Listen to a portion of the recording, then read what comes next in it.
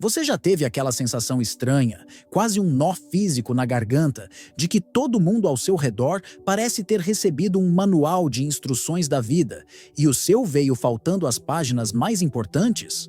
Ou pior, a sensação de que existe um código secreto, uma frequência oculta onde as coisas fluem, e enquanto alguns parecem jogar esse jogo com uma facilidade que beira a trapaça, você está aí, tentando jogar limpo, se esforçando ao máximo, mas sentindo que o seu controle está quebrado.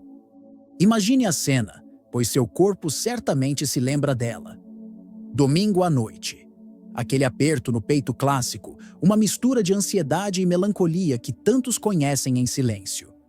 Você está deitado, o quarto escuro, apenas a luz azul do celular iluminando seu rosto. Você abre uma rede social. E o que você vê? Alguém que talvez tenha estudado com você, alguém que você sabe, no fundo, que não é mais inteligente nem mais capaz que você, mas que está vivendo uma realidade que parece de outro planeta. Essa pessoa está viajando, celebrando conquistas, rindo com uma leveza e uma liberdade que você não sente em suas células há anos. Enquanto isso, a sua realidade imediata pulsa no polo oposto. Você está calculando mentalmente se o dinheiro vai durar até o fim do mês. Você já está sentindo o peso do trânsito de amanhã, o ônibus lotado ou o engarrafamento que parece drenar a sua alma antes mesmo do dia começar. Você pensa no silêncio frio que tomou conta do seu relacionamento, ou na solidão ecoante de um apartamento vazio. Essa sensação não é apenas psicológica, ela é profundamente biológica. É como se você estivesse tentando correr uma maratona com uma mochila cheia de pedras nas costas, afundando na lama a cada passo, enquanto vê os outros passarem voando, desafiando a gravidade. E a verdade brutal, que quase ninguém tem a coragem ou a compaixão de te dizer, é que eles estão, de certa forma, voando mesmo. Ou melhor, eles descobriram como acessar um nível de consciência onde as regras pesadas da velha realidade que te seguram deixam de existir. E não, eu não estou falando de golpes, de atalhos ilegais ou de sorte cega. Estou falando de acessar um estado de ser, uma frequência vibracional onde a luta cede lugar ao fluxo. Estou falando sobre a capacidade de reescrever a sua biologia para que ela pare de atrair o que você teme e comece a magnetizar o que você deseja. Hoje, nós vamos decodificar esse manual. Mas preciso ser muito honesto com você desde o primeiro segundo. Se você chegou até aqui esperando dicas superficiais de produtividade, como acorde às 5 da manhã, tome banho gelado ou faça listas de tarefas, este não é o lugar para você. Essas são tentativas de mudar a matéria usando a matéria, e isso é lento, doloroso e ineficaz. O que vamos conversar aqui são princípios fundamentais sobre como a realidade funciona. Vamos mergulhar na fronteira onde a neurociência moderna de Bruce Lipton encontra a sabedoria milenar. Vamos entender como a epigenética prova que você não é vítima dos seus genes e como a física quântica revela que o observador cria a realidade. Usaremos, sim, a firmeza dos grandes filósofos estoicos para ancorar esses conceitos, mas o foco será entender a tecnologia interna, a sua mente e o seu coração, que está criando o seu mundo agora. Mas aqui está o contrato que precisamos fazer agora, de alma para alma. Se você não entender profundamente o que eu vou te dizer, não apenas ouvir com os ouvidos, mas entender com as vísceras, com o coração, você pode ganhar na loteria amanhã que, em 2 anos, a sua programação subconsciente trará você de volta exatamente para onde está hoje. Estagnado, triste e buscando respostas. Porque o problema nunca foi o cenário externo. O problema sempre foi a lente, o programa invisível que roda no seu subconsciente e projeta esse cenário. Se esse começo fez o seu sangue correr um pouco mais rápido, se você sente que tem algo represado aí dentro, uma potência que está pronta para explodir as barreiras e reivindicar a vida que é sua por direito, eu te convido a dar o primeiro comando neurológico agora. Comente aqui embaixo. Hoje eu escolho a minha realidade. Escreva isso. Não veja como apenas um comentário para um algoritmo. Veja como o primeiro sinal elétrico que você envia para o seu cérebro parar de obedecer ao acaso e começar a obedecer à sua intenção. Respire fundo.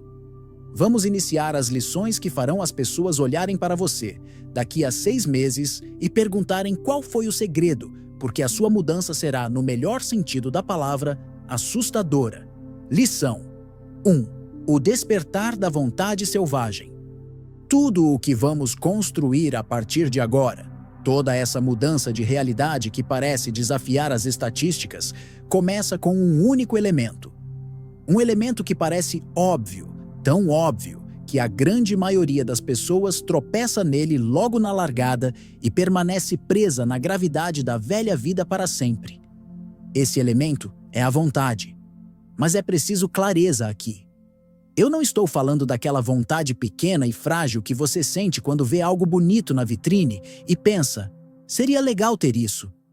Eu não estou falando daquela lista de resoluções de ano novo que você escreve no dia 31 de dezembro, embriagado de esperança, e que em meados de fevereiro já se tornou apenas um papel esquecido na gaveta. Isso não é vontade. Isso é apenas um desejo fraco. E no universo da energia e da matéria, o desejo fraco não tem força suficiente para mover nenhuma folha de papel, muito menos para reconfigurar a sua realidade.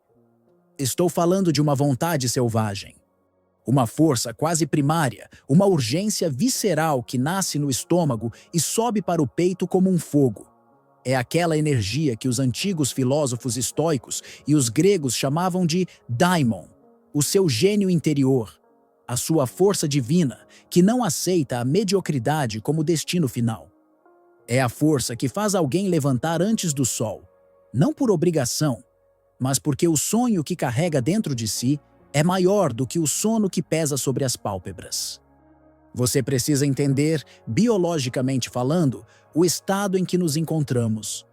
A neurociência nos revela que passamos cerca de 95% do nosso dia operando no subconsciente. Você anda, fala, trabalha, paga contas e até discute com seu parceiro. Mas na maior parte do tempo, a sua consciência está, para todos os efeitos, dormindo. Você está operando no piloto automático de reações condicionadas, programas instalados na sua infância, apenas respondendo aos estímulos do mundo como uma máquina biológica programada para sobreviver, não para criar. A única coisa capaz de interromper esse ciclo hipnótico, essa inércia que te faz repetir o ontem no amanhã, é o despertar dessa vontade. É a decisão irrevogável de manifestar a versão potente que existe soterrada embaixo dos seus medos, das suas desculpas e dessa rotina que drena a sua alma. E aqui entra um segredo que muda a dinâmica dos relacionamentos, dos negócios e do dinheiro, algo que raramente é ensinado. O mundo não se apaixona por quem você é hoje. Preste atenção a isso. As grandes oportunidades não batem na porta da sua versão atual, cheia de travas, dúvidas e inseguranças. O dinheiro não corre atrás de quem vibra na estagnação. O mundo se apaixona pelo daimon, pelo sonhador desperto que existe dentro de você. Pense naquele profissional que trabalha em uma função simples, talvez servindo café, mas que atende com uma postura de dono, com uma dignidade inabalável. Ele tem um brilho no olho, uma certeza na fala, uma postura ereta de quem sabe exatamente para onde está indo. Você olha para ele e sente uma frequência diferente. Você sabe, intuitivamente, que ele não vai ficar ali para sempre. Aquele lugar ficou pequeno para a energia dele. É por essa assinatura energética que as pessoas se apaixonam. É nessa frequência que investidores colocam dinheiro antes mesmo do negócio dar lucro. Eles não estão vendo a realidade limitada atual. Eles estão vendo a potência. Eles estão vendo a força que está prestes a nascer. A vida que você tanto deseja, esse nível acima que parece inalcançável, também está apaixonada por você. Mas ela não quer a sua versão vítima. Ela quer o Criador. aquele que entende que é capaz de dobrar a realidade através da sua intenção. Napoleon Hill chamava isso de desejo ardente. Neville Goddard falava sobre assumir o sentimento do desejo cumprido. É a mesma lei universal operando. A sua vontade tem o poder de distorcer a realidade. Ela cria um campo gravitacional que puxa as circunstâncias, as pessoas e as coincidências para perto de você.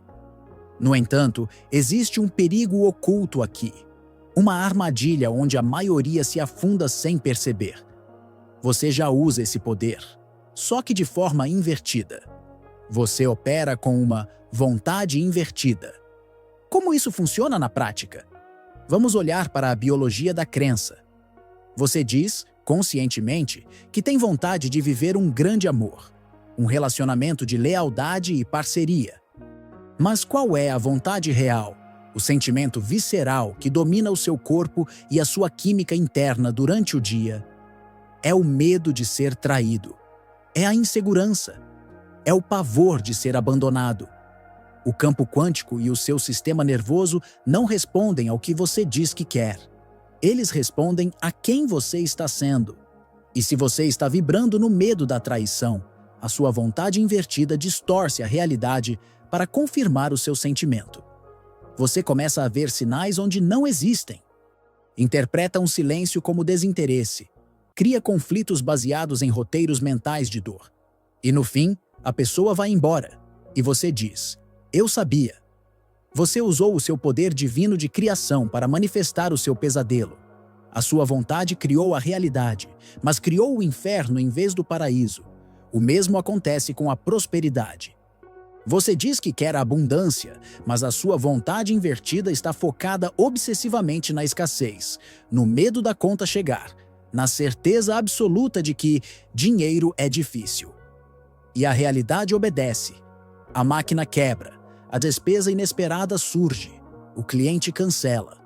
Para subir de nível tão rápido que parece trapaça, o primeiro passo não é técnico, é interno. Você precisa realinhar essa bússola. Você precisa resgatar essa vontade selvagem e direcioná-la conscientemente para a expansão, não para a contração. Quem é você de verdade, por baixo das camadas de medo? Se não houvesse risco nenhum de falhar, se não houvesse o julgamento alheio, quem seria você? Como você se portaria? Que tipo de audácia você teria? Você precisa ter essa clareza. Sem uma clareza visceral, você é apenas um barco à deriva no meio do oceano durante uma tempestade. Qualquer vento serve, e geralmente o vento do acaso te leva para as pedras. O seu daimon, a sua essência criadora, precisa acordar. E ele só acorda quando você para de querer, timidamente, e começa a exigir de si mesmo uma postura nova. Essa vontade selvagem é o que te faz olhar para o espelho e dizer: "Chega! Eu não aceito mais vibrar nessa frequência. Eu não aceito mais ser coadjuvante na minha própria experiência de vida." É essa raiva criativa, esse inconformismo sagrado, que acende a turbina da transformação.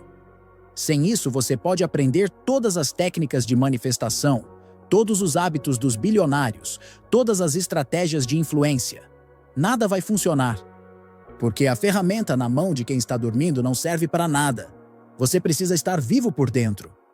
Agora que você entendeu que precisa acordar esse gigante e direcionar sua vontade, nós precisamos encarar o motivo biológico profundo pelo qual você, mesmo querendo mudar, continua preso no mesmo lugar.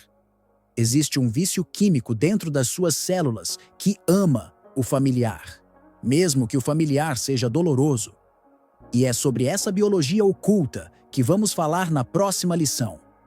Lição 2. A biologia do sofrimento. Agora, adentramos um terreno perigoso. O que precisamos conversar nesta lição fará com que o seu ego queira fechar este vídeo imediatamente. Ele vai querer se defender, vai criar 1000 justificativas lógicas, vai dizer que eu não conheço a sua história e as injustiças que você sofreu. Mas eu preciso que você aguente firme e escute até o final, porque é exatamente neste ponto cego que a virada de chave acontece. A verdade brutal validada tanto pela neurociência quanto pela psicologia comportamental, é esta: biologicamente você ama o seu sofrimento. Eu sei. Racionalmente, você deve estar gritando comigo agora. Você está louco? Eu odeio as minhas dívidas. Eu odeio o meu chefe que me humilha. Eu odeio essa sensação de solidão. Na superfície da sua mente consciente, aquela parte que representa apenas 5% de quem você é, sim, você odeia. Ninguém em sã consciência diz, eu quero sofrer. Mas o buraco é muito mais embaixo. Biologicamente, nas suas células, você é viciado nele. Isso não é culpa sua, e aqui entra a validação científica que você precisa entender para não se culpar, mas para se libertar. O seu cérebro, especialmente as partes mais antigas como o sistema límbico e o cérebro reptiliano, não foi projetado para te fazer feliz ou próspero. Ele foi projetado com uma única função prioritária: te manter vivo. E para essa arquitetura biológica primitiva, a palavra sobrevivência é sinônimo de padrão familiar. O desconhecido, mesmo que seja algo maravilhoso como a riqueza, a liberdade geográfica ou um amor saudável, é interpretado pelo seu sistema de alerta como perigo. Por quê? Porque o seu cérebro não tem um mapa neural para aquilo. Ele não sabe prever os riscos do desconhecido. Já o conhecido, mesmo que seja horrível, como a ansiedade constante, a escassez de dinheiro, a briga diária com o parceiro, é interpretado biologicamente como seguro. O seu cérebro pensa, olha, nós já vivemos esse estresse 1000 vezes e não morremos. Então, este é um terreno seguro. Vamos continuar aqui. É ruim, mas é garantido. Dr. Joe Dispenza explica isso com maestria. O seu corpo se vicia na química das emoções. Se você passa 10 anos vivendo estressado, correndo atrás do prejuízo, o seu corpo desenvolve receptores celulares específicos para o cortisol e a adrenalina. Se você passa anos se sentindo vítima, o seu cérebro busca inconscientemente situações para liberar a química da vitimização. Isso se chama homeostase emocional. Você ama a sua dor porque ela é a sua casa química. Ela é o seu normal. E quando você tenta mudar, quando tenta ser positivo ou próspero, o corpo entra em abstinência e envia sinais de pânico para o cérebro, fazendo você sabotar o sucesso só para voltar à dose familiar de sofrimento. Esse é um padrão arquetípico tão antigo quanto a humanidade. A história do Êxodo, se olhada não como religião, mas como um manual de psicologia humana, ilustra isso com uma clareza assustadora. Pense no povo hebreu. Eles eram escravos no Egito.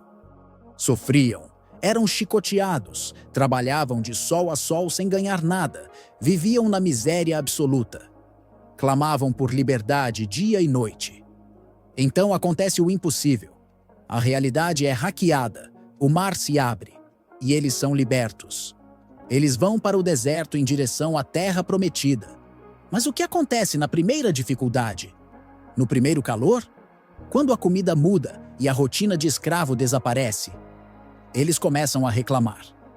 E o que eles dizem é a prova definitiva da loucura humana. Ah, quem dera estivéssemos no Egito.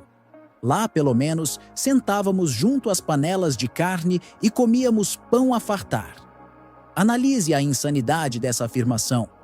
Eles sentiam saudade da escravidão porque lá, pelo menos, a sobrevivência era garantida. Eles preferiam as correntes conhecidas e o chicote nas costas à liberdade incerta do deserto. Eles amavam o sofrimento familiar mais do que a possibilidade da glória. Eles romantizaram a própria desgraça porque sentiam falta da segurança que a prisão oferecia. E com todo respeito e compaixão, eu te digo, nós fazemos a mesma coisa, todos os dias. Você é o hebreu no deserto. Você reclama do emprego que suga sua alma, que paga mal, onde você não é valorizado. Mas você não tem coragem de começar aquele projeto paralelo, de estudar uma nova habilidade ou de empreender, porque o deserto da liberdade dá medo, é incerto. Você prefere as panelas de carne do Egito, o salário pingando na conta, mesmo que seja pouco, e o direito de reclamar no bebedouro com os colegas, do que assumir o risco de construir o seu próprio império. Você reclama do relacionamento tóxico, morno, sem vida, mas não sai dele porque tem pavor de ficar sozinho e ter que encarar o silêncio da sua própria companhia. O sofrimento virou seu animal de estimação. Você o alimenta todo dia com a sua atenção. Muitas vezes, contamos as histórias tristes da nossa vida para os amigos ou na internet como se fossem troféus de guerra. Nossa, minha vida está uma correria, está muito difícil, mato um leão por dia. E lá no fundo, existe um prazer mórbido em ser o mártir, em ser aquele que sofre tanto. Porque isso te dá identidade. Se tirarem o seu sofrimento hoje, quem sobra? Você saberia quem é você sem a sua dor? Essa é a pergunta que assusta. Para mudar de nível rápido, para subir como um foguete, o desconhecido tem que se tornar mais atraente do que a dor familiar. Você precisa olhar para a sua zona de conforto, que na verdade é uma zona de desconforto conhecido e tolerável, e sentir nojo, não apego. Você precisa sentir uma repulsa tão grande pela estagnação que o medo de arriscar se torna pequeno em comparação. A cura começa quando você decide abdicar desse prazer oculto. Eu usei a palavra abdicar de propósito. Não é tentar mudar, é abdicar do trono de vítima. É olhar para o passado, olhar para o que é familiar e dizer: eu não pertenço mais a essa frequência química. Se ao ouvir esta verdade dura sobre o nosso vício em reclamar e sofrer, o rosto de alguém que você ama veio à sua mente. Alguém que vive preso nesse ciclo de reclamação e estagnação. Lembre-se que compartilhar a lucidez é um ato de amor. Você pode enviar esta mensagem para essa pessoa. Às vezes, tudo o que precisamos é de alguém que nos mostre o espelho para que possamos ver as correntes que nós mesmos estamos segurando. O amor à sua própria dor é a âncora mais pesada que existe. Você pode fazer afirmações positivas, pode visualizar, pode trabalhar 14 horas por dia. Se no fundo as suas células forem viciadas na sensação de luta e dificuldade, você vai sabotar qualquer sucesso que vier fácil, só para poder voltar a lutar e sofrer, porque é ali que o seu corpo se sente em casa. Abdique do Egito. A segurança da escravidão não vale a sua alma. O deserto assusta, mas é o único caminho para a terra prometida. E a primeira coisa que você vai encontrar nesse deserto não são monstros reais, são monstros imaginários que você mesmo criou e ampliou na sua mente. E é sobre como vencer esses gigantes mentais, usando a sabedoria estoica de Sêneca, que vamos falar na próxima lição. Lição 3. A síndrome do anão psicológico. Agora que entendemos a energia da vontade e o vício biológico no sofrimento, precisamos falar sobre tamanho. E não estou falando da sua altura física, nem do tamanho da sua conta bancária. Estou falando da sua estatura interna, da arquitetura da sua alma diante do mundo. Você provavelmente sofre de uma condição silenciosa que paralisa 99% das pessoas que tentam subir de nível. Vamos chamá-la de síndrome do anão psicológico. Analise friamente a sua vida hoje. Os problemas que você enfrenta, a dívida no banco que tira o seu sono, o término daquele relacionamento, a demissão, a crítica ácida do seu pai ou o medo de falar em público. Eles existem no mundo real? Sim, são fatos. Boletos são feitos de papel e tinta. Pessoas falam. Demissões acontecem. Mas o tamanho que eles ocupam, o peso gravitacional que eles têm, o terror paralisante que eles causam, isso tudo é fabricado exclusivamente dentro da sua cabeça. Você pega um problema que tem 1 metro de altura na realidade física e projeta uma sombra de 10 metros na parede da sua mente. E o que acontece biologicamente quando você vê uma sombra de 10 metros avançando sobre você? Você se encolhe. Você entra em modo de defesa. Você vira uma formiga tremendo diante de um gigante que você mesmo inflou. Isso é ser um anão psicológico. você se diminui tanto internamente que qualquer obstáculo, por menor que seja, vira uma muralha intransponível. O filósofo estoico Sêneca, um dos homens mais poderosos de Roma, já diagnosticava isso há 2000 anos com uma precisão cirúrgica. Ele dizia: sofremos muito mais na imaginação do que na realidade. Pense na profundidade disso. O boleto não te bate. A opinião dos outros não corta a sua pele fisicamente. O não que você recebeu não quebra os seus ossos. A realidade é neutra. Mas a sua interpretação disso, o filme de terror que você roda na sua mente antes de dormir, é o que te destrói. Você fica remoendo, criando cenários catastróficos que nunca vão acontecer, ensaiando discussões no chuveiro. Você gasta a sua energia vital lutando contra fantasmas. Vamos usar a metáfora definitiva aqui. Uma história arquetípica que todo mundo conhece, mas que quase ninguém entendeu a profundidade psicológica real. Davi e Golias. Esqueça a religião por um minuto e olhe para a psicologia da cena. Havia um exército inteiro de homens treinados, guerreiros experientes de Israel, paralisados de medo. Eles olhavam para Golias e o que o cérebro deles registrava? Um monstro invencível. O pensamento dominante era: ele é grande demais, é impossível vencer. Se a gente tentar, a gente morre. Eles eram, naquele momento, anões psicológicos. O medo fez com que eles se sentissem minúsculos. O gigante cresceu na mente deles antes de crescer no campo de batalha. Aí chega Davi, um pastor, um garoto, sem armadura, sem treinamento militar, sem as credenciais que o mundo exige. Ele olha para o mesmo gigante. A realidade física era exatamente a mesma. Golias não encolheu para Davi. A física não mudou. Mas a percepção de Davi era diametralmente oposta. Enquanto o exército pensava, ele é grande demais para a gente bater, a mente de Davi operava na frequência de, ele é grande demais para eu errar a pedrada. Você entende a virada de chave? Davi não ignorou o problema.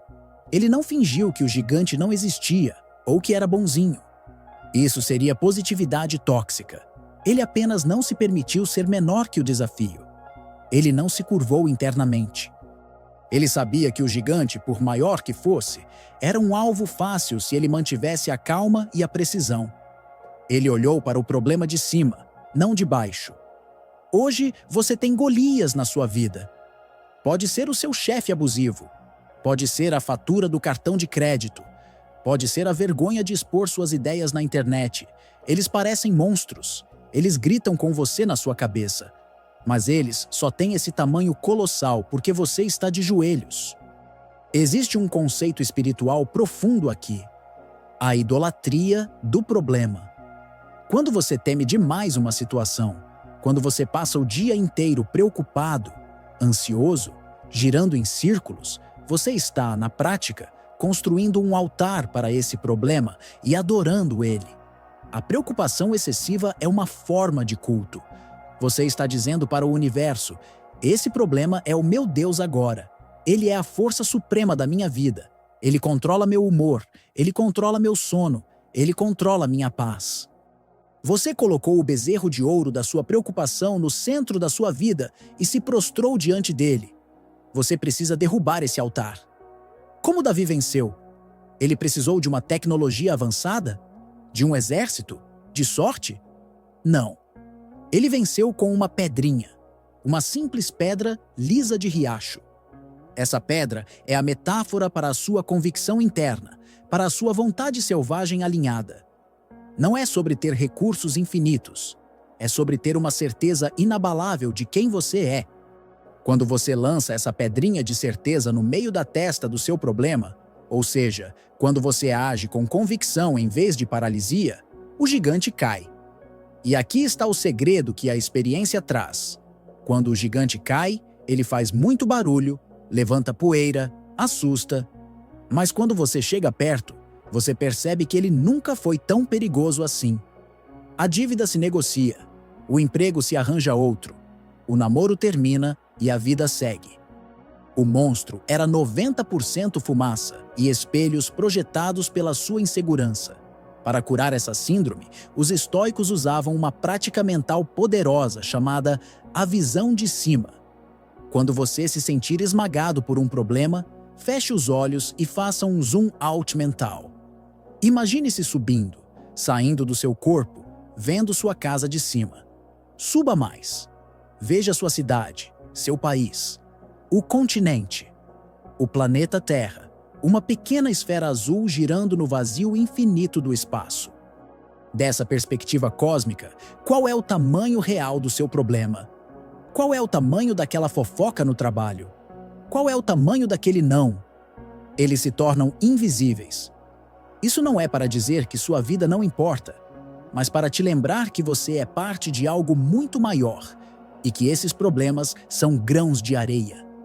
Essa perspectiva te devolve a sanidade. Ela te tira do papel de anão e te coloca no papel de observador. Pare agora de olhar para os desafios da vida de baixo para cima. Levante-se.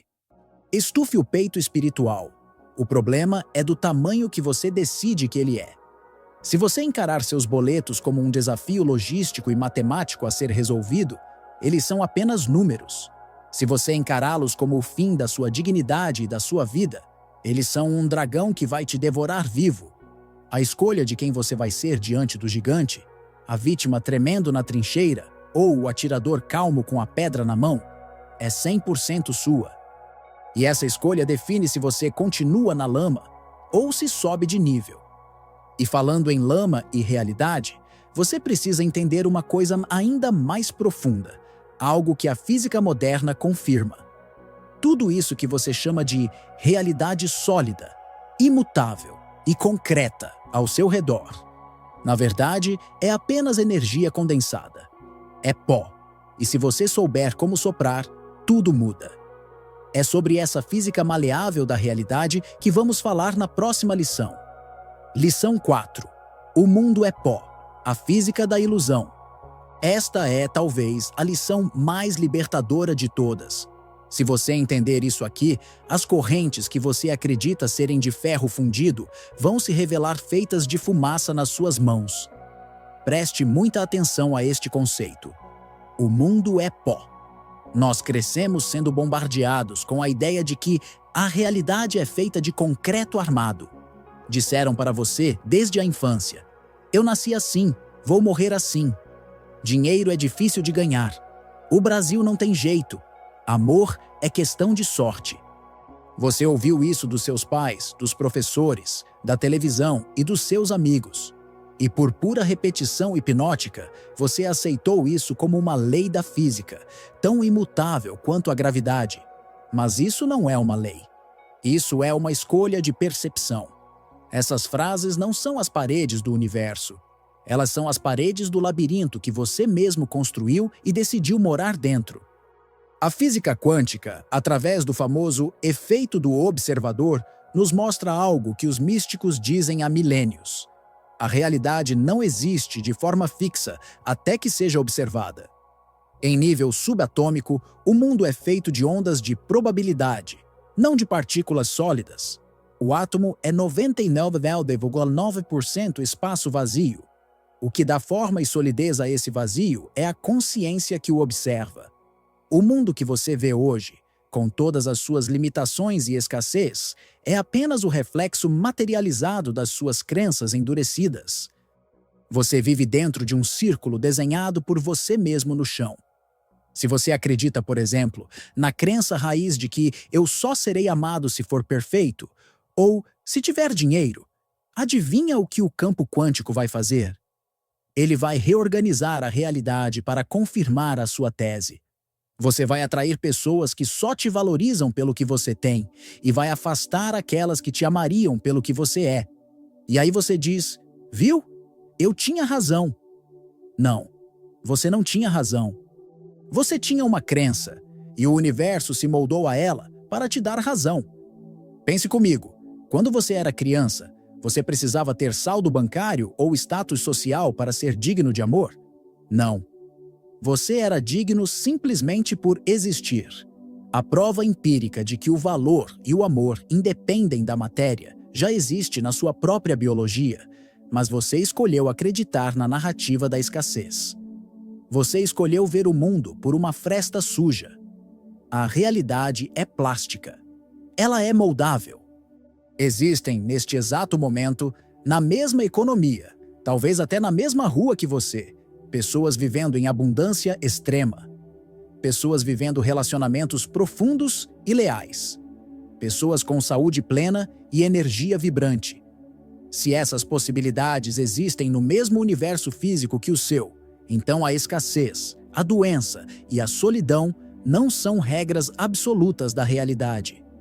Elas são opções de frequência. Elas são canais de rádio. Você está sintonizado na estação da desgraça e reclamando que a música é triste, mas a mão que segura o sintonizador é a sua. Muitos de nós sofremos de um vício em realismo negativo. Você diz: "Ah, mas eu preciso ser realista. E as guerras? E a fome? E a crise? Eu não posso ignorar isso." Amigo, deixe-me te fazer uma pergunta compassiva, mas direta. Você acordou hoje com uma bomba caindo no seu telhado? A sua realidade imediata, agora, é um campo de batalha físico? Se a resposta é não, então por que você está vivendo emocionalmente dentro de uma guerra que não é sua? Por que você está importando o sofrimento macroscópico do mundo para dentro da sua sala de estar e usando isso como justificativa para a sua paralisia? Esse realismo muitas vezes é apenas um escudo sofisticado para a inércia. Um cego não consegue enxergar a luz, não porque a luz não existe, mas porque ele não tem o instrumento para captá-la. Se você só enxerga traição, roubo e miséria, é porque isso é o que tem dentro de você, transbordando para fora e colorindo o mundo. A antiga sabedoria diz que o homem veio do pó e ao pó voltará. Essa é a narrativa da impermanência. Mas a aplicação prática disso para a sua mudança de vida é: se o mundo é pó, você pode soprar. Se você sopra o pó, ele muda de lugar. Ele se dispersa. Ele toma novas formas. Aquela crença de que tudo é difícil para mim é apenas poeira acumulada na lente dos seus óculos. Se você soprar isso com a força da sua nova vontade, a realidade muda. Jesus, um dos maiores mestres da consciência que já caminhou por aqui, disse: "Se os teus olhos forem bons, todo o teu corpo terá luz." Ele não estava falando de oftalmologia. Ele estava falando de foco e criação de realidade. Visão e realidade são a mesma coisa. O que você escolhe ver e sustentar na sua mente, você acaba vivendo.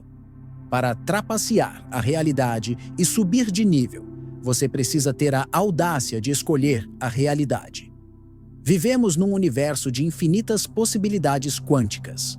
Todas elas existem agora em estado latente. A versão de você próspera, realizada e em paz já existe como possibilidade. A versão de você quebrada e amarga também. Qual delas você vai colapsar? Qual delas você vai trazer para a matéria através da sua atenção sustentada? Aquela em que você focar. Se você continuar focando no que falta, não tenho dinheiro, não tenho amor, não tenho sorte. Você está assinando um contrato de permanência na falta. Tudo o que você foca, expande. O mundo é uma escolha. O sofrimento opcional é uma escolha. A miséria é uma escolha de perspectiva antes de ser uma condição material. Quando você entende que tudo ao seu redor é pó, que tudo é passageiro e efêmero, você para de ter tanto medo. Você para de tratar seus problemas como se fossem ídolos imortais. Você entende que basta um sopro de decisão, um sopro de ação, um sopro de mudança de postura, para que o cenário se reconfigure. Você não tem escolha a não ser escolher. Você está condenado a ser livre para decidir o que vai ver. Então, pare de escolher a dor. Pare de escolher a narrativa da vítima. Assopre essa poeira velha. Limpe a mesa. O mundo está esperando você dizer o que ele deve ser. Se essa ideia de que a realidade é moldável, de que você não está preso em concreto armado, mas sim diante de um campo de possibilidades, trouxe um alívio para o seu peito ou fez sentido para a sua alma, deixe o seu like agora. Sua curtida é um sinal silencioso de que você está pronto para assumir a responsabilidade pela sua visão. Mas cuidado! Mesmo que você limpe a visão e entenda que o mundo é pó, existe um mecanismo automático no seu cérebro, um sistema de segurança mal configurado que foi instalado na sua infância e que vai tentar te sabotar na primeira esquina. São as suas associações neurais. É como se você quisesse acelerar o carro da vida, mas o freio de mão estivesse puxado por medos inconscientes que você nem sabe que tem. E é exatamente sobre como destravar esse freio que vamos falar na próxima lição. Lição 5. Hackeando suas associações neurais. Agora você já sabe que precisa de vontade. Já entendeu que a realidade lá fora é maleável como o pó e que você tem o poder de soprá-la.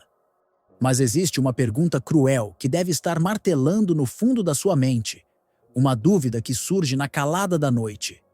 Se eu quero tanto mudar, se eu desejo tanto ser próspero, amado e livre, por que diabos eu continuo fazendo as mesmas coisas que me sabotam?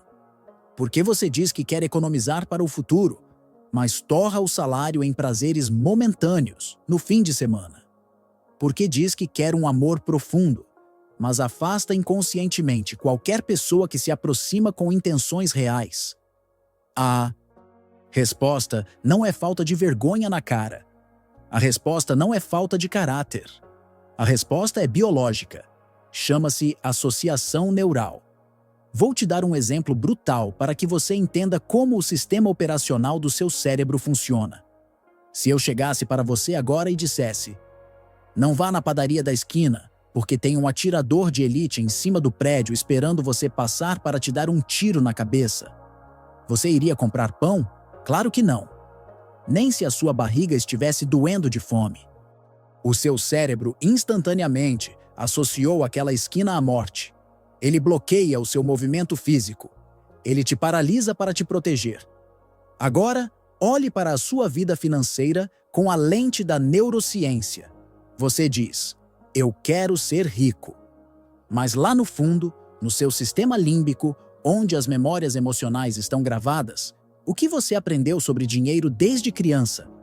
Talvez você tenha ouvido que dinheiro é sujo, que rico não vai para o céu, que todo rico é ganancioso, explorador ou ladrão, que ter dinheiro atrai falsidade e perigo de sequestro, ou a crença mais comum e devastadora no nosso inconsciente coletivo, que ganhar dinheiro exige um esforço sobre-humano, sofrimento físico e a perda total da sua liberdade e da sua família.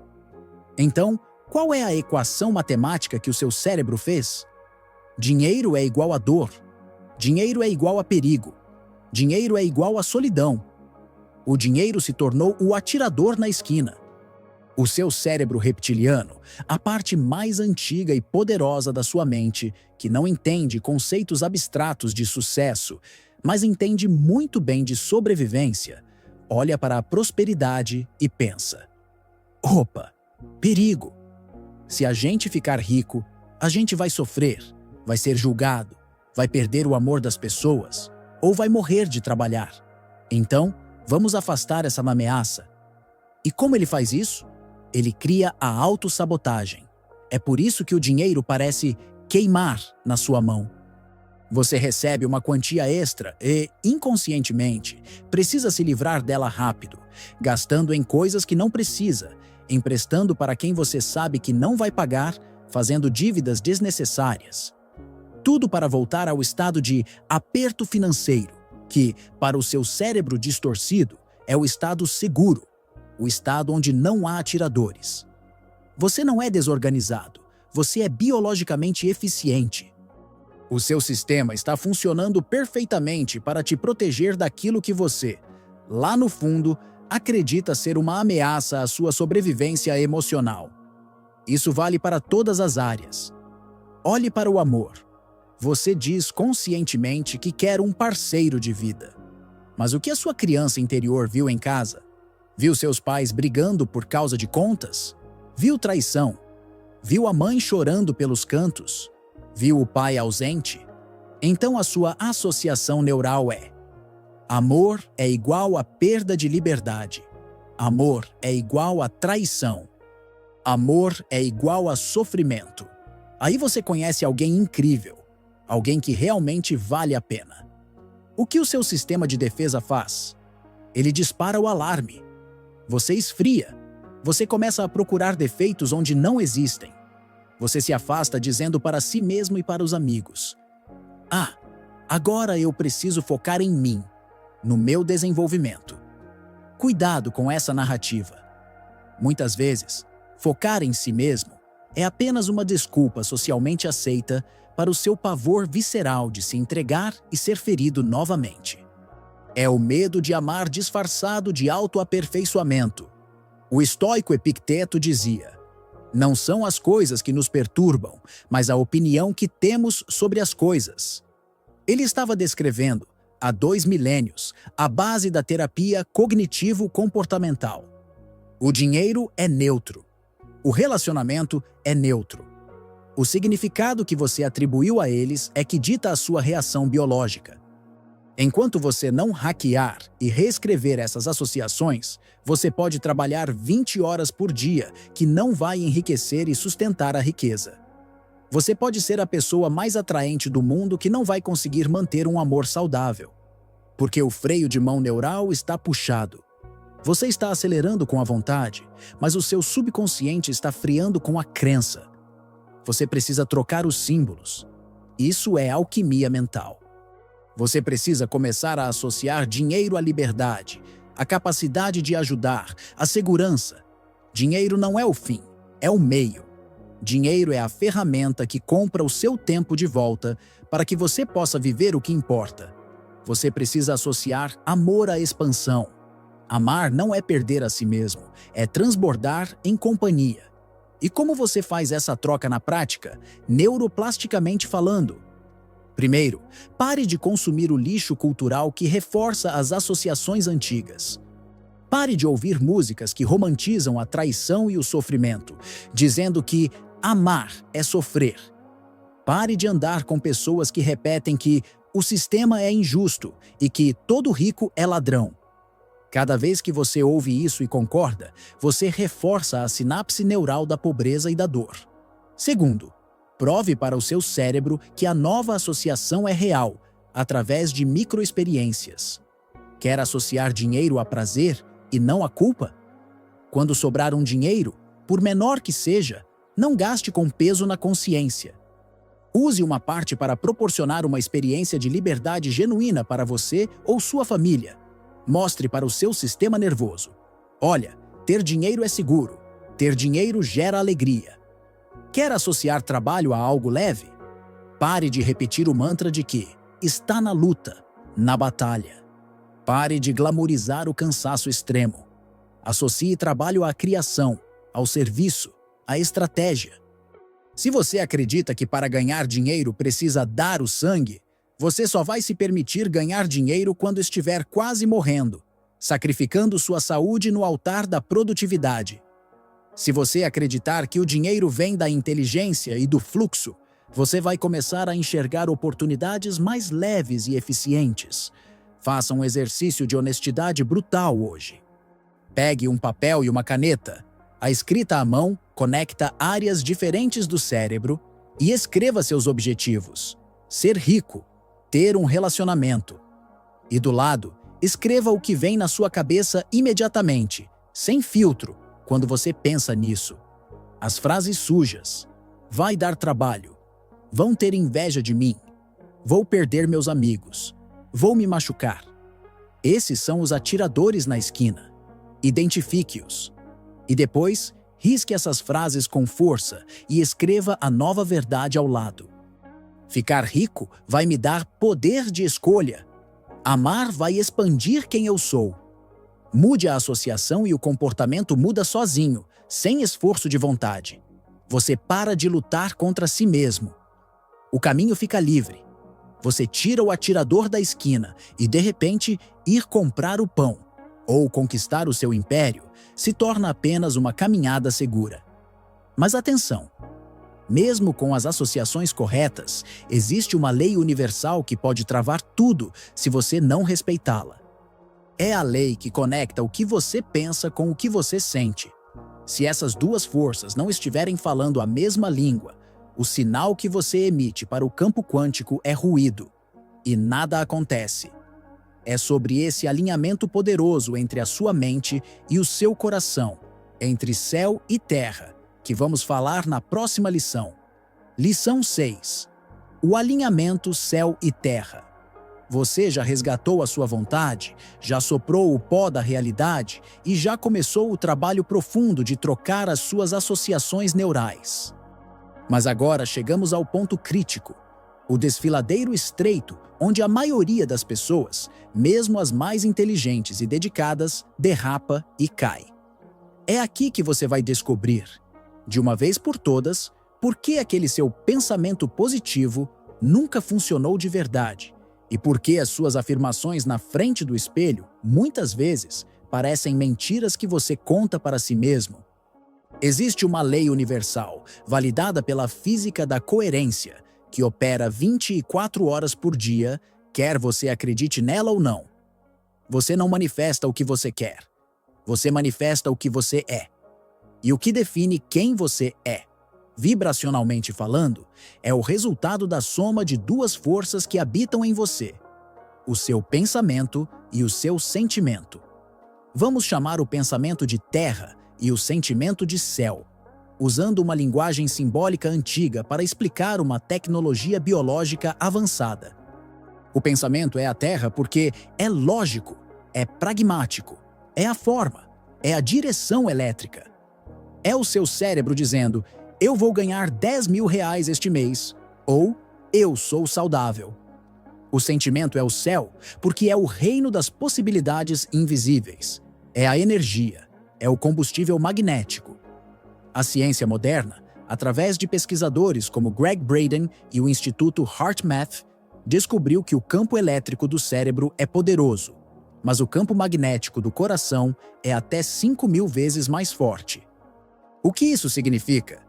Significa que o pensamento dá a forma, mas é o sentimento que dá a vida.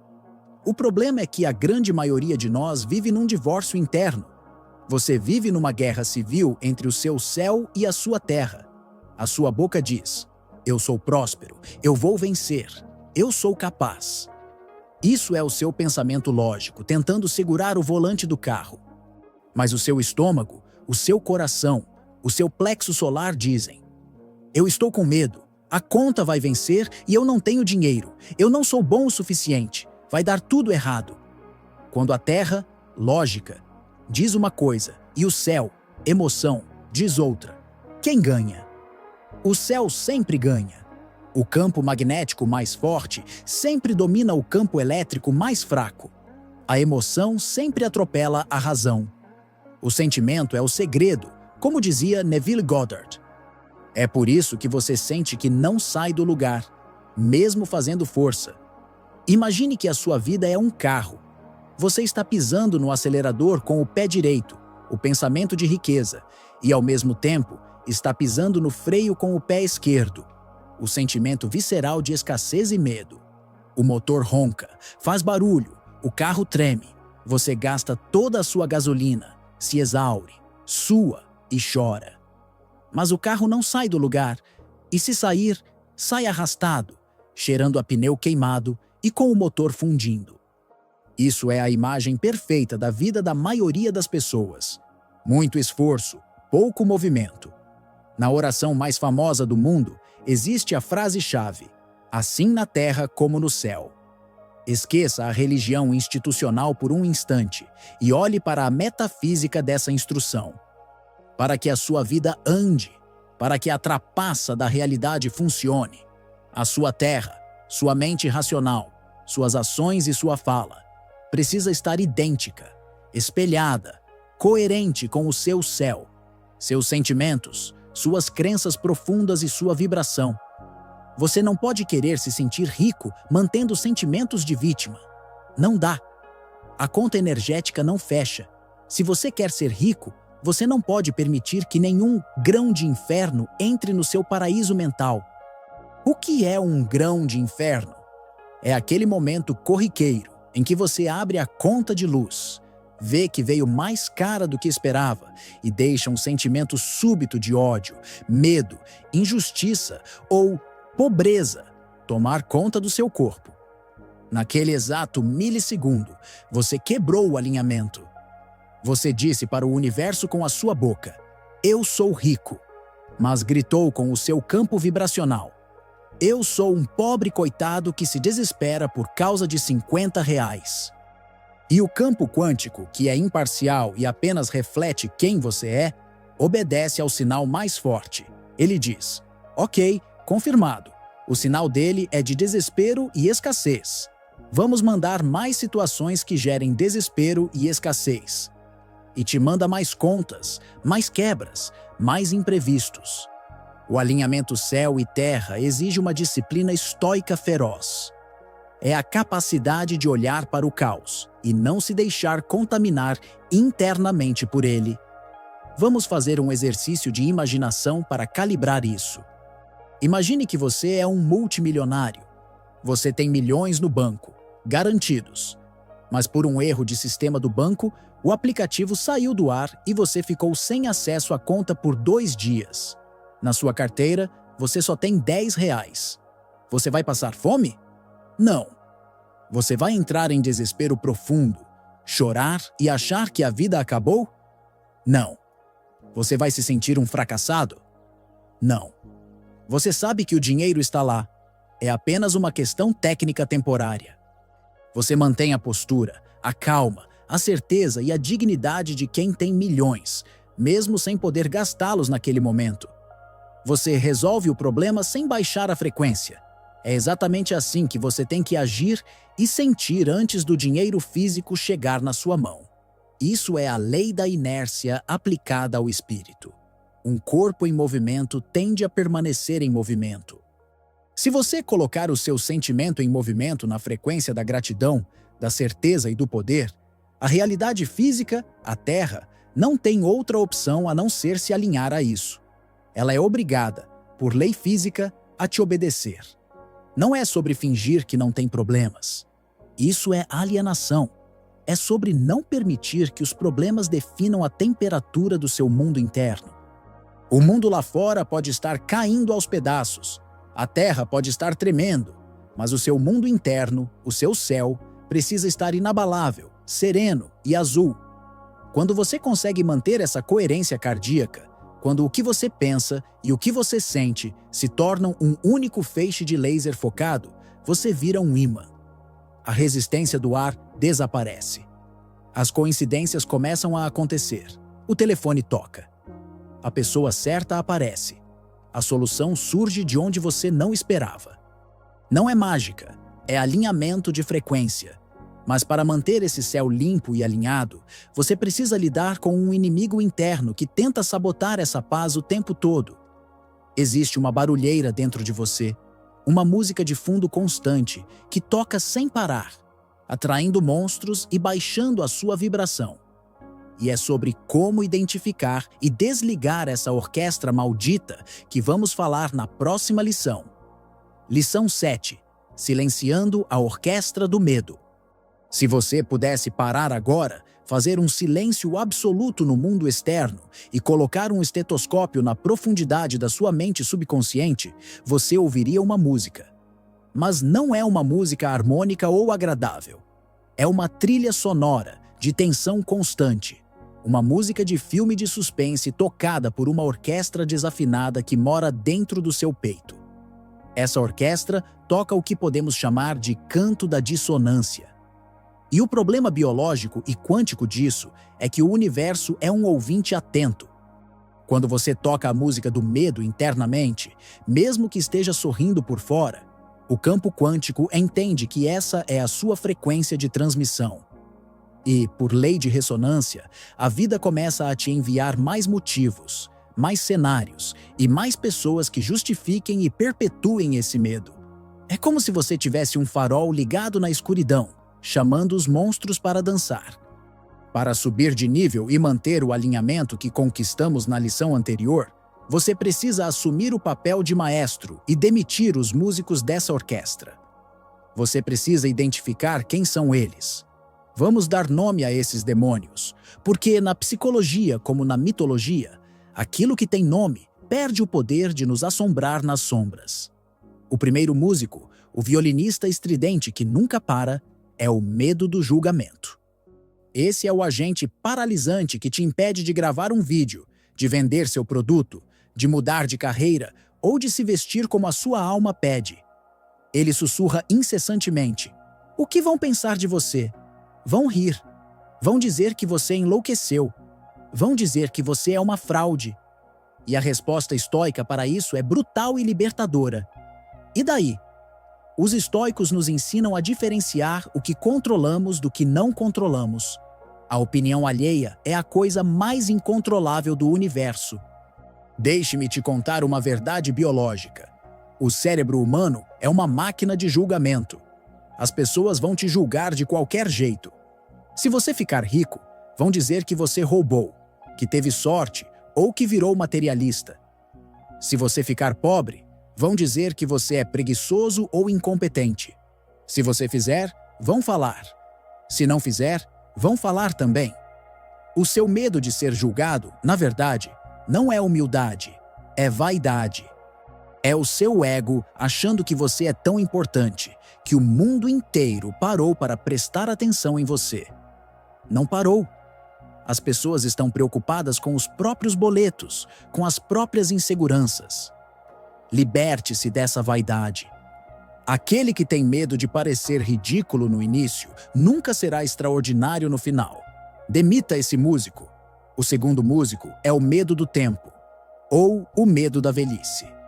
Eu vejo jovens de 25 anos com a alma envelhecida dizendo: "Ah, é tarde demais para mim, já perdi o timing, o mercado está saturado." E vejo homens e mulheres de 60 anos começando impérios com a energia de uma criança. A velhice não é uma condição cronológica, é uma desistência espiritual. Você fica velho no dia exato em que para de sonhar e começa apenas a lembrar. Enquanto você tiver um projeto, uma curiosidade, uma vontade de aprender algo novo, as suas células respondem a essa demanda de vida. O medo de envelhecer é, na verdade, o medo de perder relevância. Mas a relevância não está na pele esticada, está na sabedoria aplicada e na energia vital. Tire esse músico do palco. O seu tempo é o agora. O agora é o único tempo que existe. O terceiro músico, e talvez o mais barulhento e perigoso, é o medo da pobreza.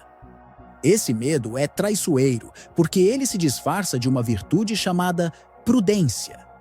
É aquele medo que te faz guardar tudo, que te impede de investir em si mesmo, que te faz comprar sempre o mais barato e pior, que te faz ter dó de gastar com o seu próprio bem-estar.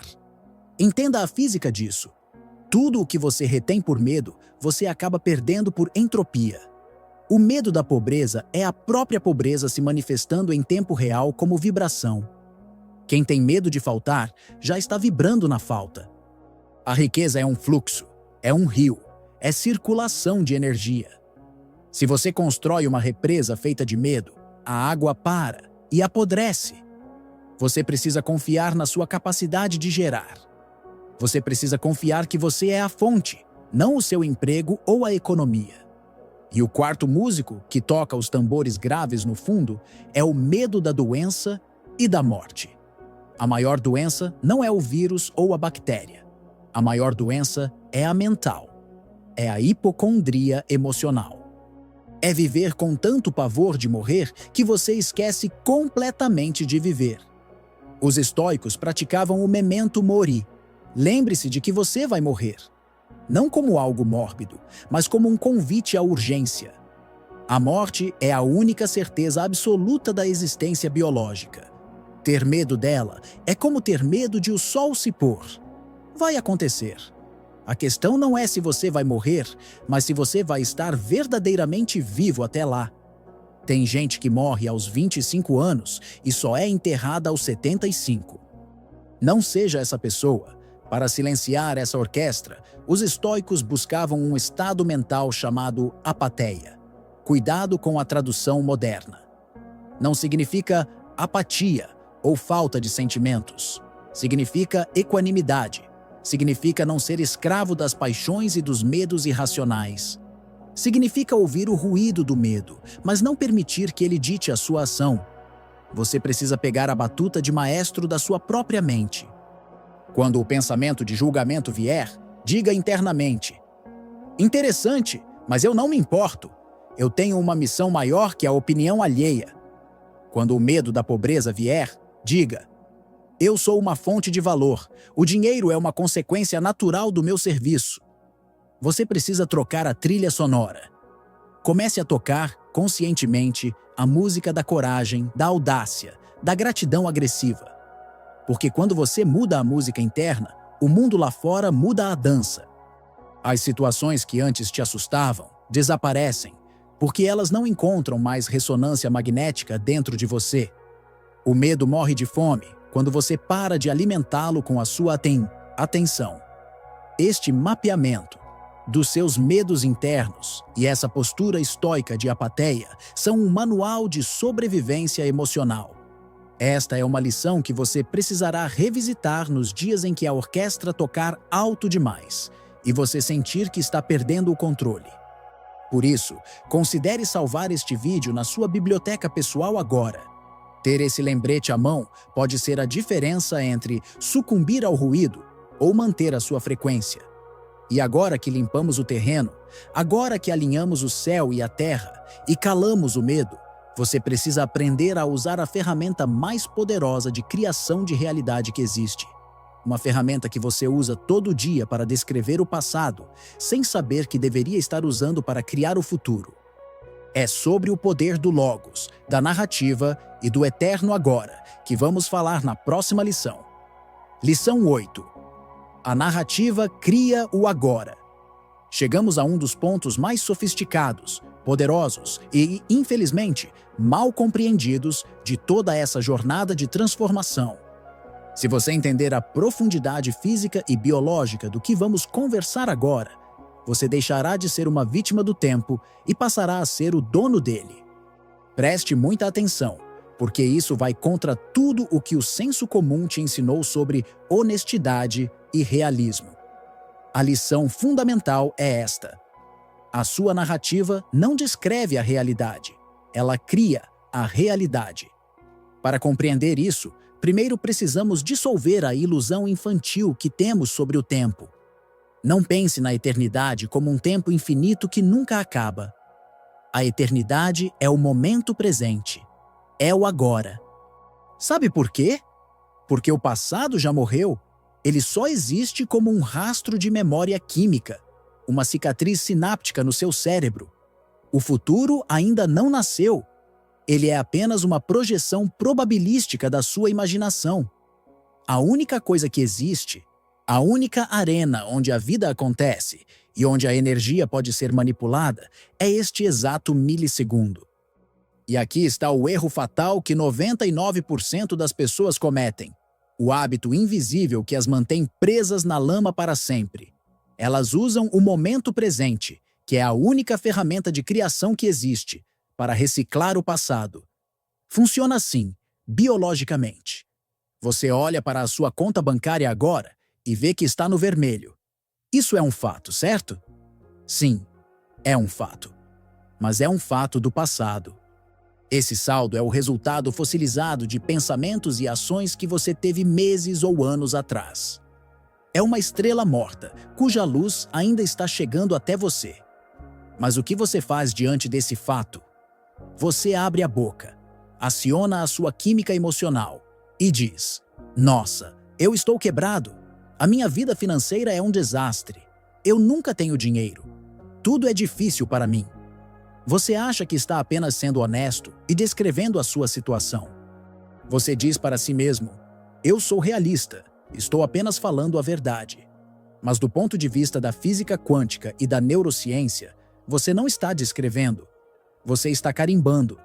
Você está decretando. Como o agora é um momento de criação contínua, Quando você afirma a escassez com emoção e certeza, você está pegando a energia criativa virgem deste momento e usando-a para encomendar mais escassez para o momento seguinte. Você está colapsando a função de onda quântica novamente na mesma forma de pobreza. É uma loucura circular. É como se você estivesse em um restaurante, não gostasse da comida que pediu ontem. Mas quando o garçom chega com o bloco de notas em branco para anotar o pedido de hoje, você diz: "Ah, me traz a mesma porcaria de ontem, porque é isso que eu tenho na mesa." Você recicla a dor. Você recicla a falta. A narrativa de "tudo é difícil para mim" não é uma observação jornalística da sua vida. É um decreto de manutenção do sofrimento. Para trapacear a realidade e subir de nível, você precisa ter a coragem e a aparente loucura de narrar o que você escolhe, não o que você vê imediatamente. Isso não é mentir. Isso é engenharia. Os antigos estoicos e os textos sagrados entendiam o poder do Logos, a palavra criadora. A instrução bíblica não diz: "Diga ao fraco, eu sou fraco, porque sou realista." Ela diz: "Diga ao fraco, eu sou forte." Por que dizer que é forte quando os sentidos dizem que você está fraco? Porque a palavra, carregada de intenção, tem o poder de invocar uma nova realidade. Ela dá a ordem para que a biologia se reorganize. Se você quer mudar de nível rápido, você precisa mudar radicalmente a história que conta sobre si mesmo, principalmente dentro da câmara de eco da sua própria cabeça. Pare de repetir a ladainha do fracassado. Pare de contar para os seus amigos, com riqueza de detalhes, como você foi traído, como o seu chefe é um idiota, como o país está em crise. Cada vez que você conta essa história, você rega essa planta. Você fortalece as sinapses neurais do trauma. Você engrossa os cabos neurológicos que te prendem àquela identidade. Comece a narrar a saga do herói. Quando alguém perguntar: "E aí, como estão as coisas?", em vez de vomitar reclamações automáticas, diga: "Estão em movimento. Estou construindo coisas grandes. O cenário está mudando. Estou aprendendo muito." Sinta a diferença na energia. Você não negou o problema, você não fugiu da realidade, mas você tirou o foco da dor e colocou na expansão. Você mudou a frequência do sinal. Você precisa assumir que você é, ao mesmo tempo, o roteirista, o diretor e o ator principal do seu filme. Se o roteiro está ruim, se a cena é de miséria, pare de atuar com tanto empenho no drama. Rasgue a página mentalmente e escreva uma cena nova. O agora é virgem. Ele não tem compromisso com o erro de ontem, a não ser que você o obrigue a ter. Se você está doente, pare de se definir pela doença. Pare de dizer: "a minha diabetes", "a minha depressão", "a minha ansiedade." Não use o pronome possessivo minha. Não tome posse. Isso não é seu. É uma condição passageira que está atravessando o seu sistema. Narre a cura. Narre a vitalidade. Se você está sem dinheiro, pare de dizer: "eu sou pobre." Pobreza é estado de ser. Diga: "Estou num momento de fluxo de caixa restrito, mas a minha natureza é a abundância, e isso está se corrigindo agora." Isso não é apenas um detalhe semântico, é um comando neurológico direto. O seu cérebro possui um mecanismo chamado Sistema de Ativação Reticular, SAR. Ele funciona como um filtro de busca do Google para a realidade. Ele obedece cegamente aos seus comandos. Se você diz "tudo é difícil", o seu SAR vai escanear o ambiente procurando, obsessivamente, por dificuldades para provar que você está certo. Você vai tropeçar, vai ver a notícia ruim, vai notar o olhar torto. Se você diz "existem oportunidades aqui", o mesmo sistema vai ignorar as dificuldades e vai iluminar as oportunidades que estavam invisíveis. Você programa o seu próprio GPS. A sua narrativa é a profecia autorrealizável. Se você continuar contando a história da vítima, o universo vai continuar te mandando o cenário, o figurino e os coadjuvantes para que você continue interpretando a vítima, porque você faz isso muito bem. Mude o papel. Comece a atuar como o protagonista que vence. Isso é o que os estoicos faziam. Marco Aurélio, o imperador romano, escrevia para si mesmo em seu diário, Meditações. Ele não escrevia reclamando da peste, das traições ou das guerras que enfrentava. Ele escrevia sobre como ele deveria se comportar diante delas. Ele narrava a sua própria retidão. Ele narrava a sua força. E ao fazer isso, ele se tornava a força. O tempo não é uma linha reta que te prende. O tempo é um ciclo que se renova a cada respiração. A cada segundo, você tem a chance de começar uma nova cadeia de causa e efeito. Mas para isso, a sua boca e a sua mente precisam parar de ser escravas do passado e passarem a ser arquitetas do futuro. Este é um ponto de poder. Um momento de decisão na nossa jornada. Se você entendeu que a caneta está na sua mão, e se você sente o chamado para parar de descrever o inferno e começar a escrever o seu paraíso, há uma força imensa em declarar essa intenção. Quando você se sentir pronto para assumir esse papel de autor da própria vida, vá aos comentários e escreva apenas uma palavra: assumo.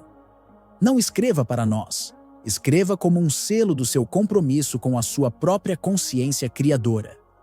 Escreva para sinalizar ao seu cérebro que a era da vitimização acabou e a era da criação começou. Mas atenção! Quando você começar a mudar sua narrativa e a agir de forma diferente, o ambiente ao seu redor vai reagir. O sistema antigo não gosta de perder prisioneiros. As pessoas, os lugares e a energia da mediocridade vão tentar te puxar de volta. Vão tentar te enquadrar de novo na velha história. E é por isso que você precisa dominar a arte de ser um estrangeiro no seu próprio mundo. É sobre a arte das realidades paralelas que vamos falar na próxima lição. Lição 9. A arte das realidades paralelas. Agora você já tem a vontade desperta, já limpou a visão do pó, já mudou as associações neurais e já tomou o controle da narrativa. Mas você ainda vive no mundo físico. Você ainda precisa pegar o ônibus ou o metrô. Ainda entra naquele escritório onde o ar parece pesado. Ainda frequenta o almoço de família de domingo, onde o assunto principal é a doença, a crise ou a fofoca sobre a vida alheia.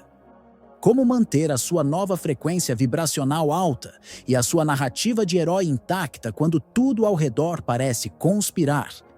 Com uma gravidade imensa, para te jogar na lama da vitimização de novo.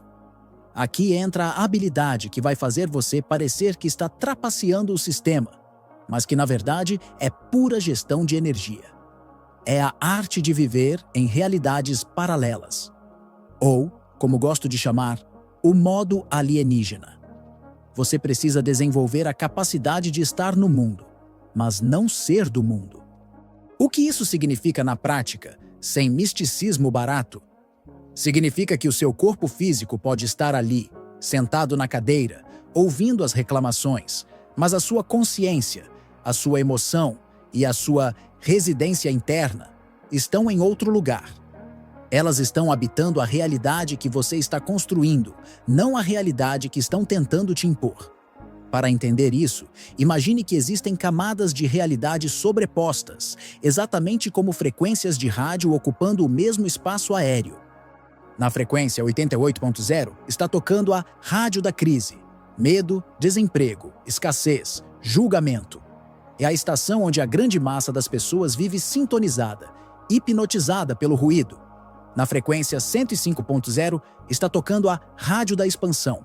Oportunidade, crescimento, solução, riqueza, ideias. Ambas as frequências estão disponíveis na mesma sala, agora mesmo. A questão é, onde está o seu sintonizador interno? Você pode estar fisicamente na mesma sala, a 1 metro de distância de uma pessoa sintonizada na 88.0.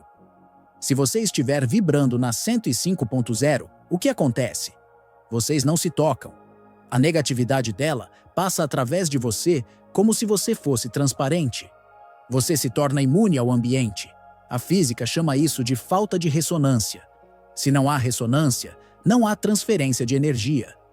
Os estoicos dominavam essa arte com maestria.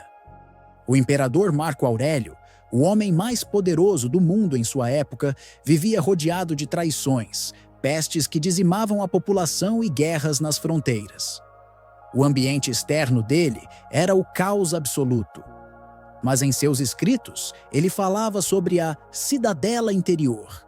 Ele dizia que existe um lugar dentro de nós, uma fortaleza na mente, onde o mundo externo não tem permissão para entrar e onde ele não pode nos tocar. Essa cidadela interior é o seu refúgio vibracional. É o lugar onde você guarda a sua paz e a sua certeza, independentemente do que o noticiário ou o seu vizinho estejam dizendo. Mas para viver nessa cidadela, você precisa de um nível de frieza e desapego que poucos têm coragem de desenvolver. Você precisa, literalmente, abdicar do mundo velho. Isso significa parar de concordar com a miséria alheia só para ser simpático ou aceito. Sabe aquele momento social clássico em que alguém chega reclamando: "Nossa, o país está horrível, né? Tudo está caro, nada dá certo." E você, por educação e hábito social, diz: "Pois é, está muito difícil mesmo." Pare com isso agora. Nesse exato momento, você baixou a sua frequência para se conectar com a da pessoa. Você assinou o contrato da desgraça coletiva. Você validou a escassez. Em vez disso, sorria e fique em um silêncio nobre. Ou, se tiver coragem, diga: "Olha, eu entendo seu ponto, mas tenho visto muitas oportunidades de crescimento ultimamente." Vão te achar louco? Vão. Vão te achar alienado? Vão. Mas lembre-se, alienado é quem vive preso na matrix da reclamação, achando que isso é a única vida possível. Você precisa se tornar um estrangeiro na terra da mediocridade. Quando você começa a subir de nível, o ambiente antigo tenta te expelir ou te puxar de volta com força total. É a teoria do balde de caranguejos. Se você coloca vários caranguejos em um balde e um deles tenta subir para fugir, os outros não o ajudam. Eles o puxam para baixo. Não porque são maus, mas porque a sua subida expõe a estagnação deles. Não lute contra os caranguejos. Não tente evangelizar quem ama o sofrimento. Simplesmente não pertença mais ao balde. Isso pode significar, em termos práticos e dolorosos, se afastar de certas amizades de infância que não evoluíram. Pode significar parar de seguir páginas de fofoca e desgraça que drenam sua dopamina.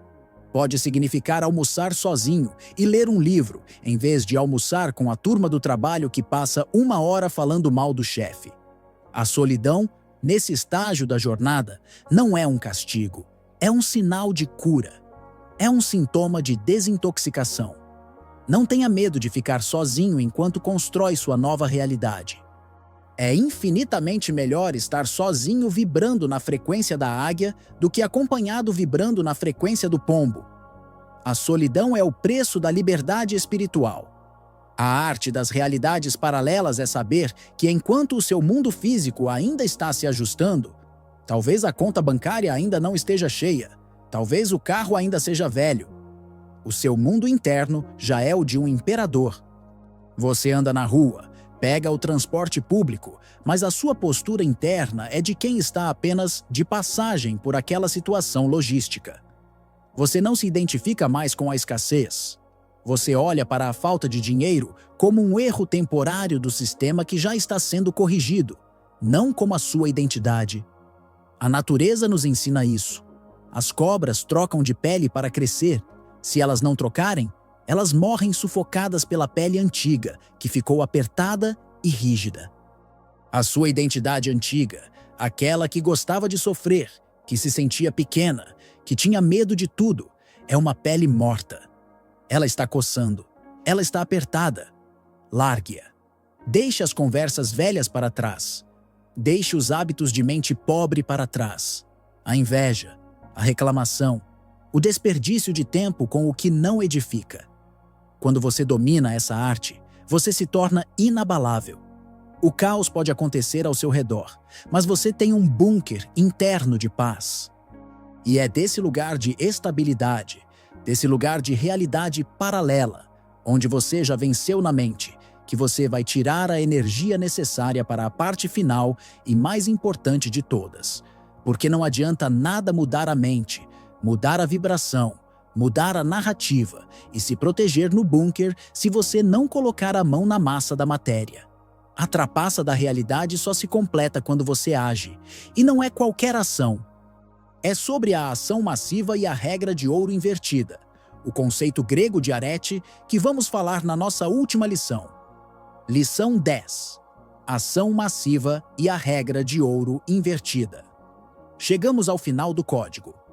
Você já acordou a vontade selvagem? Já venceu o vício biológico na dor? Já se tornou um gigante diante dos anões psicológicos? Já entendeu que o mundo é pó? Já trocou as associações neurais? Já alinhou céu e terra? Já calou a orquestra do medo? Já mudou a narrativa e já aprendeu a viver como um alienígena imune ao caos? Mas preciso ser brutalmente honesto com você agora. Se você desligar este vídeo em alguns minutos e sentar no sofá esperando a sua vida mudar sozinha, apenas porque você entendeu os conceitos, tudo isso que conversamos terá sido apenas obesidade mental. Terá sido apenas um alívio temporário, uma masturbação intelectual. E eu não estou aqui para te dar prazer momentâneo. Estou aqui para te devolver o seu poder. A última peça da trapaça. A chave de ignição que liga o motor desse carro que acabamos de montar peça por peça é a ação massiva. Mas não é qualquer ação. Não estou falando daquela ação desesperada, ansiosa, de quem corre atrás do próprio rabo, suando frio, tentando apenas sobreviver ao mês. Estou falando de uma ação de causa e efeito deliberada. Estou falando do conceito grego de arete. A excelência em ação. Para os estoicos, não bastava saber o que era o bem, era preciso fazer o bem. A virtude só existe quando é praticada.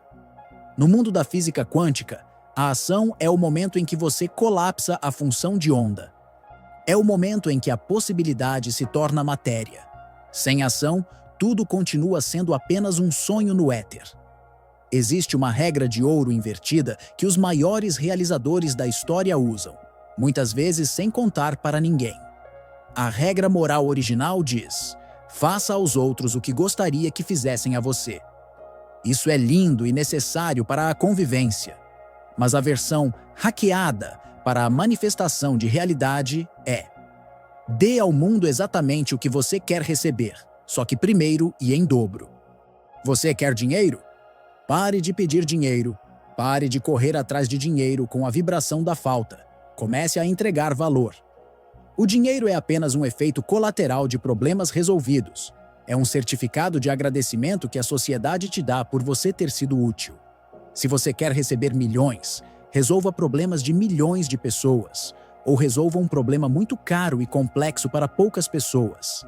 A causa é o valor que você gera. O efeito é o dinheiro que entra. Não tente inverter a ordem natural. Não tente colher antes de plantar. Você quer amor? Pare de mendigar atenção. Pare de cobrar que o outro te faça feliz ou te complete. Seja você a fonte do amor. Dê o seu melhor. Seja a pessoa mais interessante, leal, parceira e estável que existe. Transborde. O mundo é um espelho gigantesco e imparcial. Se você sorri para o espelho, ele não tem escolha a não ser sorrir de volta. Se você grita com o espelho, ele grita de volta. Se você espera na frente do espelho que ele sorria primeiro, vocês dois vão ficar parados para sempre com a cara fechada. Muitas pessoas travam aqui porque têm o paralisante medo de falhar. Elas dizem: mas e se eu investir no meu negócio e der errado?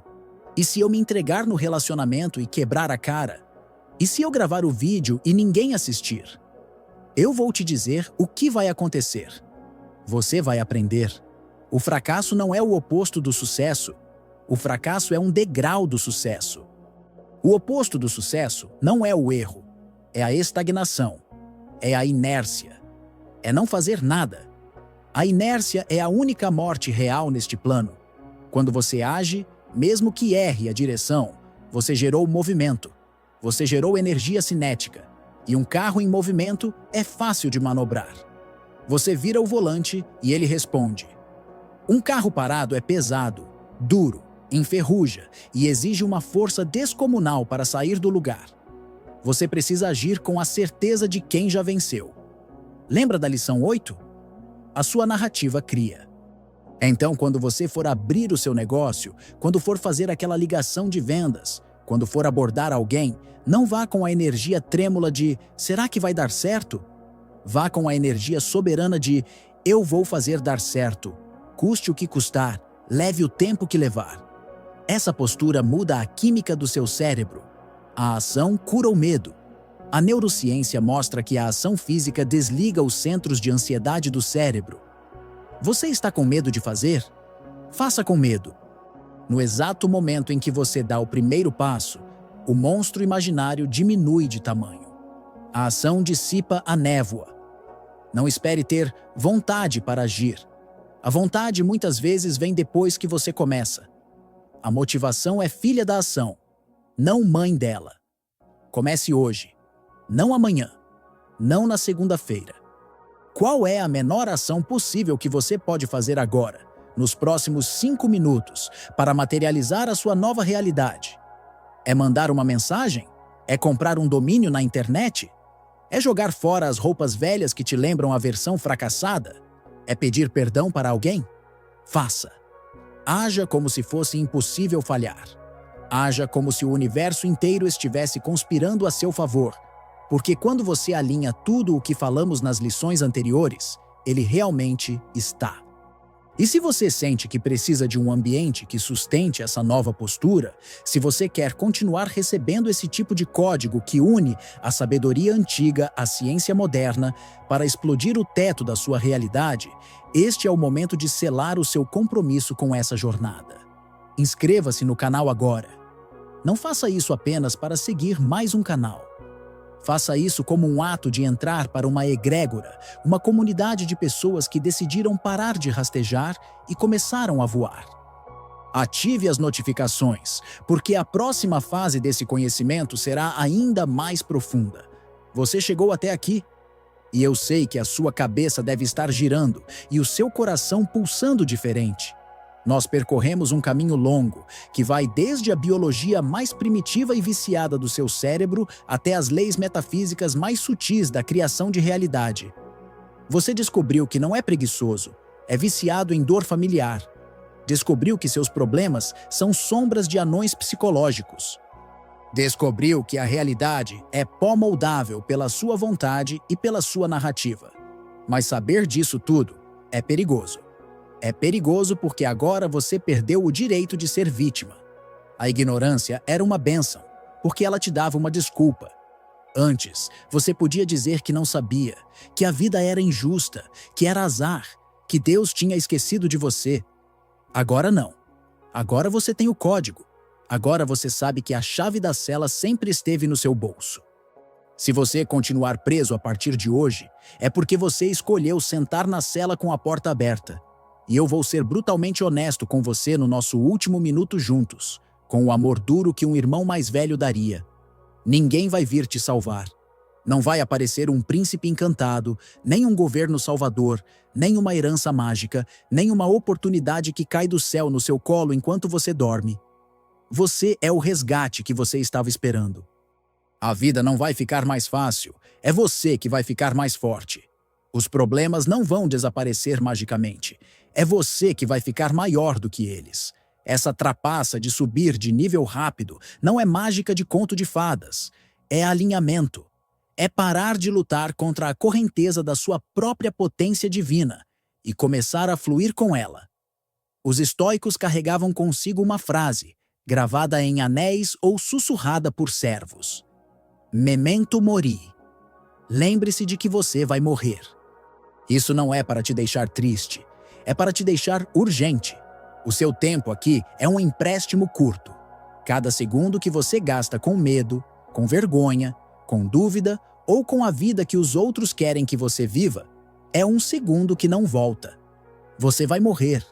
Pode ser daqui a 50 anos, pode ser amanhã. O que você vai fazer com o intervalo entre agora e o fim? Vai continuar sendo um anão psicológico com medo da própria sombra? Ou vai assumir o seu posto de capitão da sua alma? Eu te entreguei o mapa. As ferramentas estão na mesa. Mas quem tem que caminhar é você. E eu sei que no começo, caminhar sozinho pode parecer assustador. A velha programação vai tentar voltar. Os velhos amigos vão tentar te puxar para o balde. A dúvida vai bater na porta às 3 da manhã. Mas lembre-se de quem você é. Lembre-se de que o mundo é pó. Lembre-se de que você é a fonte. Para fechar, leve esta ideia com você. Não como teoria, mas como a direção absoluta para os seus próximos dias. Uma frase de Friedrich Nietzsche que resume a alma desta jornada. Aquele que tem um porquê para viver pode suportar quase qualquer como. Que a sua jornada seja abençoada. Volte a este vídeo quando sentir e nos conte nos comentários como a sua nova realidade tem florescido.